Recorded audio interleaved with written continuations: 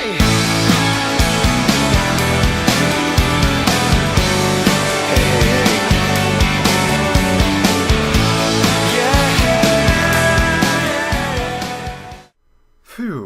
Good thing this movie came out when it did. 1 month earlier, and all anybody would be thinking about is... Don't freeze. I never freeze!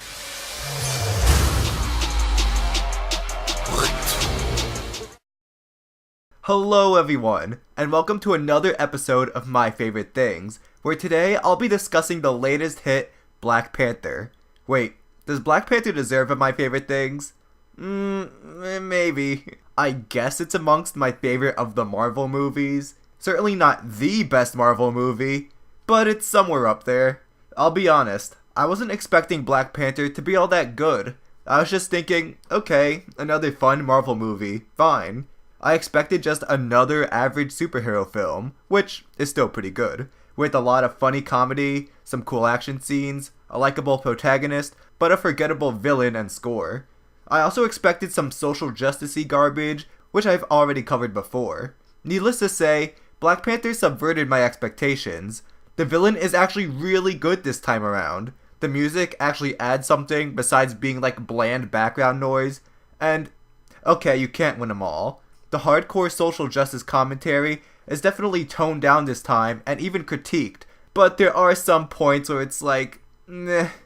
Still having the good parts of Marvel movies, plus removing a lot of the problems, I walked out of the theater a very happy camper.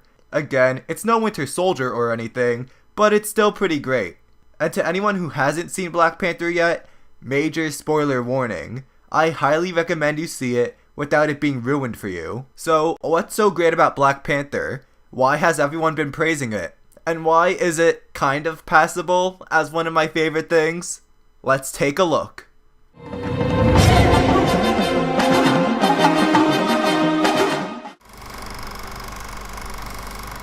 The Black Panther movie takes place immediately after the events of Captain America Civil War, in which the king of the fictional kingdom Wakanda, T'Chaka, died in a bombing caused by Zemo, and yada yada, T'Challa takes up the mantle of the Black Panther and King of Wakanda, a fictional country in the middle of Africa, which is super technologically advanced due to being the only place on Earth with vibranium, the basically magical metal used in Cap's shield. It helps that we're already introduced to T'Challa in Civil War, so we don't need to go through his whole origin on what this character is all about. Here, instead of introducing him, he gets a huge revelation and grows as a character, and in turn advances the nation of Wakanda forward.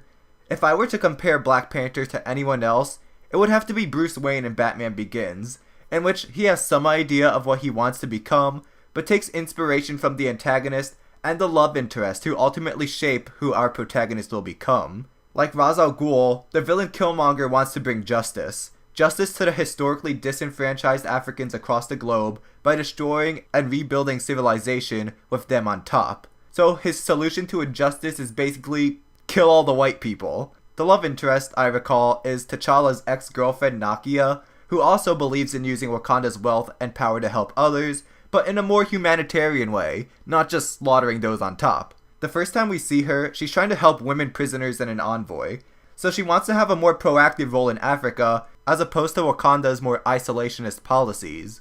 These two ideas move T'Challa, who begins the film following Wakandan tradition of staying isolated from the rest of the world, to prevent their technology from being used for weapons of war. By the end, he literally goes to tell off his ancestors for standing idly with their innovations when there's so much hurting going on in the world. He takes the global uprising bit from Killmonger and the humanitarian effort from Nakia and combines them to begin a more open agenda, sharing their technology around the world and building outreach centers to help people in poverty-stricken areas. It's not as great as Batman Begins, but it's still really good. There's this other side character who gets some subtle development too, the CIA agent Ross. At first you think he'd be an antagonist because he's looking to buy vibranium for the United States government, but after getting shot, he's taken to Wakanda where he's treated and learns more about this mysterious country. In the end, when Killmonger is sending out Wakandan weapons, Ross has experienced a change of heart. Not looking to take advantage of the situation for the US's gain, he risks his life to destroy the high-tech weapons before they can leave the country's borders. And I like that it's done subtly. It's done through his actions. He doesn't just give a monologue about how he's changed his heart and then goes on to do this. No, he just does it. He doesn't need to explain what he's thinking. So I like that it doesn't treat its audience like a bunch of 5-year-olds.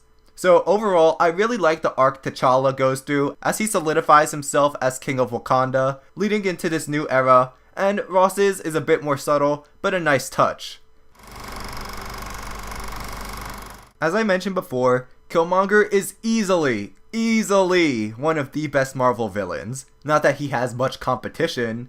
What makes him such a great villain, like many great villains, is an ideological conflict with the protagonist. The Winter Soldier nailed this with Alexander Pierce and Captain America.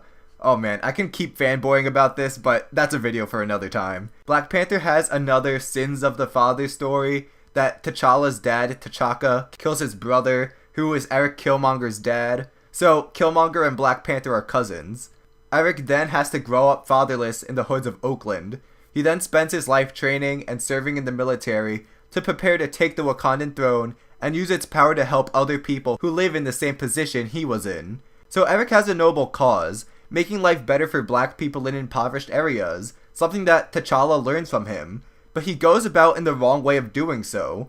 Killmonger tries to arm them with Wakandan weapons and start a global uprising. I mean, I don't know how that's gonna work in places like the Far East, where there are virtually no black people, but whatever.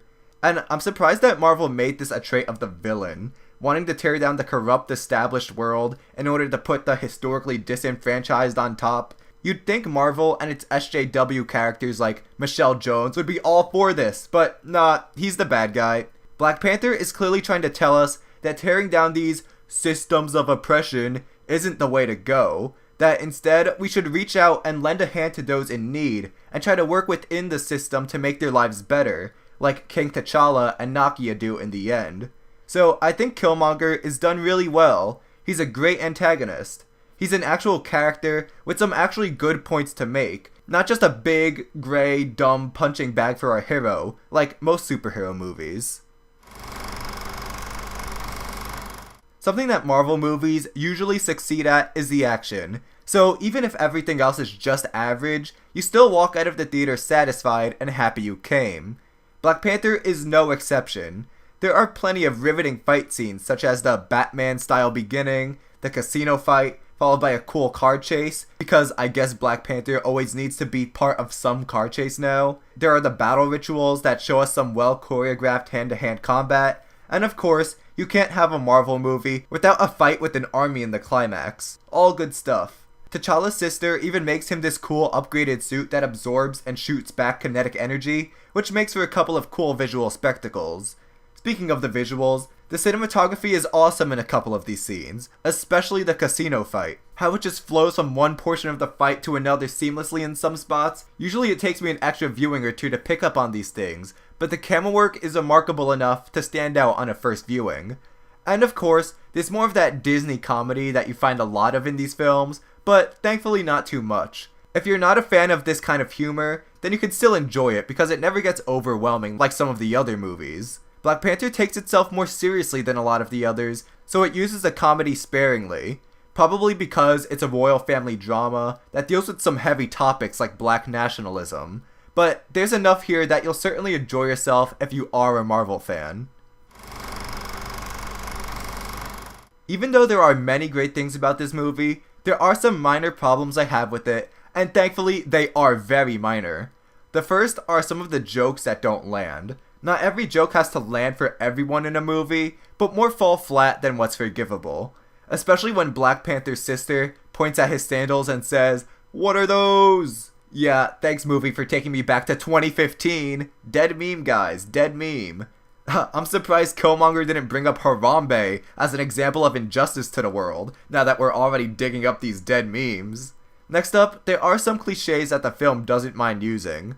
I mentioned ending the movie with a large fight against an army. I prefer closer, more personal stakes than world-ending ones, and this has been done to death by Marvel already. Then you've got the savior that comes in the nick of time cliche, as this other nearby tribe comes to help right when it seems like Black Panther's squad is about to lose. It never makes any sense. Can writers please let this cliche die? And third, you get the villain who can easily kill the protagonist, but either doesn't take the chance or tries in some roundabout way that doesn't guarantee death, like throwing T'Challa off a waterfall when he could just rip his head off or stab him or strangle him. But a lot of movies have cliches. That's why they're cliches in the first place. So, moving on from that.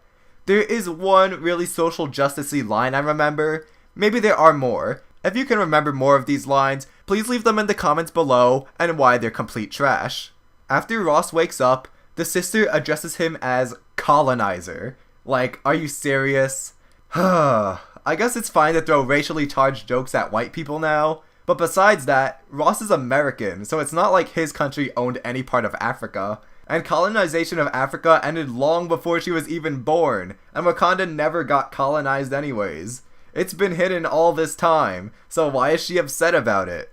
And is it just assuming that all white people are the same? Americans are very different from Germans and French. Imagine if someone said all Africans are the same. Yeah, that wouldn't go over well.